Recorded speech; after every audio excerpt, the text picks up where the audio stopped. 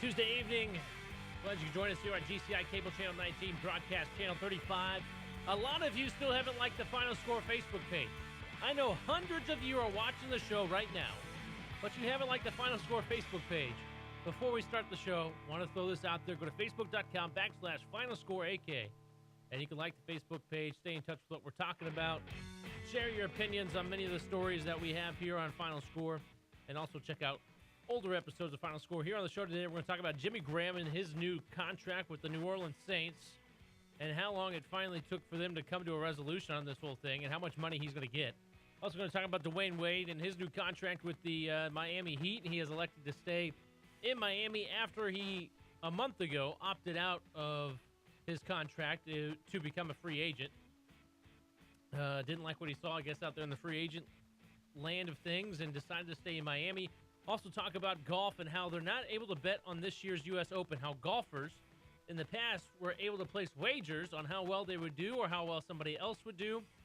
Betting is a big, big deal in Europe, almost a way of life over there, it seems like. But golfers now cannot bet on themselves or anything else. We'll also recap the Super Bowl, revisit the Super Bowl, and an interesting comment made by Bobby Wagner of the Seattle Seahawks, the linebacker for the Seattle Seahawks, and what he had to say about the Denver Broncos and how that whole Super Bowl went down. So we start with Jimmy Graham of the NFL. He has a new 4-year deal with the New Orleans Saints. $40 million over 4 years. That includes $21 million guaranteed. Jimmy Graham, many of you already know that he's been fighting for, he was franchise tagged, and then he went to arbitration court over if he was a tight end or a wide receiver. He was trying to say that he was a wide receiver so that he can make $5 million more than if he was labeled a tight end. But the court, the judge said, no, you're a tight end. And that was pretty much the end of that. He actually was going to appeal the judge's ruling.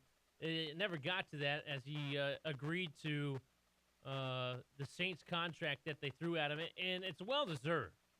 For the past 2 years, Jimmy Graham has been the best, I'm not going to say tight end, one of the best receivers in the game. No doubt about that. Graham is now the highest-paid tight end in NFL history. I use the word tight end loosely here because I feel that he is not the guy that plays on the end of the line of scrimmage, is there to block for the running back. He is a guy that's going to be split out, and he's there to catch passes. That's what he's there to do. He's by no means a blocking tight end. So I'll use that term loosely with Jimmy Graham. But anyway, they make him the highest-paid tight end in NFL history, eclipsing the signed deal in 2008 by Dallas Clark of the Indianapolis Colts, who got $27.5 million in the first 3 years of that deal. You had to think that this was coming, though, for Jimmy Graham, how much he went through and battled for trying to get the money he felt that he deserved.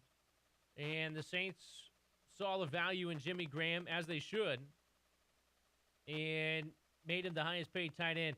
He's actually the $21 million guaranteed is just behind Vernon Davis's $23 million of his guaranteed contract. So, which is, I'll tell you what, I didn't expect Jimmy Graham to get $21 million guaranteed. I actually expected him to get more. I think this is a little bit low for the money that, the Saints threw at him. They throw $40 million over 4 years. We'll guarantee $21 million of that. So you guarantee just a little over half the contract. I don't know. It's hard to say who got the better end of the deal here.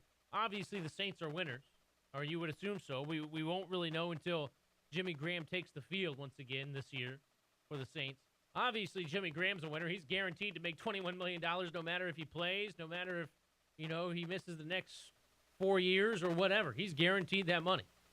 So Jimmy Graham, by far right now, has the upper hand. It'll be interesting to see how he produces. It has been a weird thing. When players have been known to get a big payday, it's like they relapse or something. They forget what got them to where they were of being the best in that position, one of the best players in the league. And my case in point, Miles Austin, when he got a big payday with the Dallas Cowboys 3 years ago, had a breakout game. What was it, against the Kansas City Chiefs 4 or 5 years ago? Started really opening some eyes. That was a huge season for Miles Austin. The next year, Jerry Jones makes him one of the higher-paid wide receivers, gives him a huge contract, and he's been injured for the past 2.5 seasons. Rarely sees the field. I think he played in all of 7 or 8 games last year, missed over half the season because of a hamstring injury. Always had injury problems. Now he's in Cleveland on the downward slide of his career. It's just interesting to me how it's almost like a mental switch is flipped when these players get paid these big dollars and they forget why they got paid so much money. I'm trying to think of somebody who's got a big contract, well, outside of Peyton Manning, of course. Peyton Manning is paid very handsomely. One of the highest players in the league, paid players in the league. Obviously, he produced. A little bit of a letdown in the Super Bowl, but he got the team there. It'll be interesting to see if he can do it again. But Jimmy Graham, over the past 2 years, for a former college basketball player, never played college football. He led all NFL players with 36 touchdown catches while averaging 90 catches per season. He had 1,169 yards and 12 touchdowns per season as well. He was a first-team All-Pro last season and a Pro Bowler in 2011 and 2013. Obviously, the Saints are happy to have him back. Many of the Saints players are happy to have him back. And I'll tell you what, Drew Brees, very happy to have a key weapon back for that offense. So Jimmy Graham paid 4 years, $40 million, $21 million guaranteed. Gosh, it's just a lot of money. What do? I catch a football for a living. Make $21 million at least. If I play all 4 years, I'll get $40 million. Woo! Yeah, it must be nice. Anyway, moving on to other contracts. Dwayne Wade has signed a 2-year contract with the Miami Heat, taking another pay cut. The Heat have already made moves to land Chris Bosh, Luol Deng, Chris Anderson, Josh McRoberts, Mario Chalmers has re-signed, the former Bartley Golden Bear. And they've also picked up Danny Granger as well. The Heat have, I'm not going to say improved because they lost the best player in the NBA, LeBron James, obviously. Have they done enough to remain relevant in the Eastern Conference? Yeah. Maybe. I can see them right now, the way the roster is filling out, finishing 6th, 7th in the Eastern Conference. I don't see Dwayne Wade producing like he has in years past. Dwayne Wade last year only played in 54 regular season games. Had knee injuries all year long. He averaged 19 points per game, though, when he did come in. And he shot a career-high 55% from the field. But when you only play in 54 regular season games, hopefully your shooting percentage is up there. And I think Dwayne Wade's just he's getting old. His knees can't take it anymore.